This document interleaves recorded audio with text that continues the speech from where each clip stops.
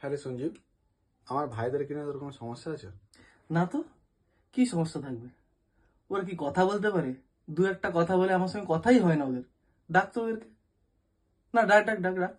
না, আমি দেখেছি তুই ওদেরকে সবসময় খ্যাপাস খিল্লি করিস, এই জন্য বলছি আর কি তোকে। আচ্ছা ঠিক আছে, তুই ওদেরকে ডাক না একবার। ডাক ডাক। ঠিক আছে, দাঁড়া ডাকছি।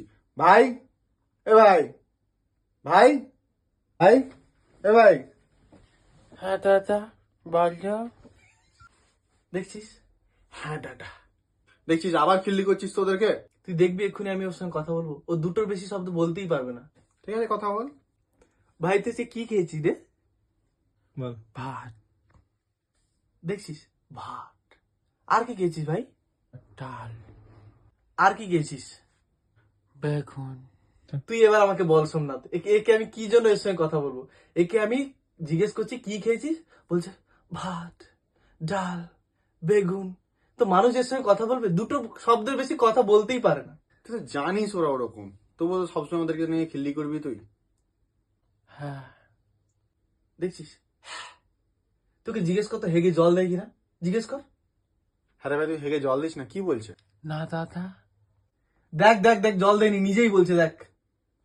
হ্যাঁ রে ভাই, কি বলছে? কি বলছিস তুই? হেগে জল দিস না তুই?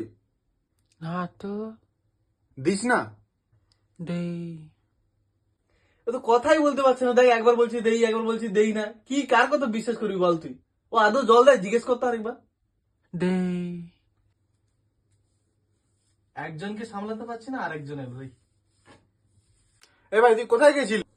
হাঁটতে গেছিলাম। তুই দিনে কতবার হাত দিয়ে যাস তো বলতো? এই একজন মাসির ছেলে কথা বলতে পারে না, আর একজন কথা বলে কিছু বোঝা যায় না, সারাক্ষণ পায়খানা ঘরে বসে থাকে। পায়খানা ঘরে কি প্রচুর শখ নাকি?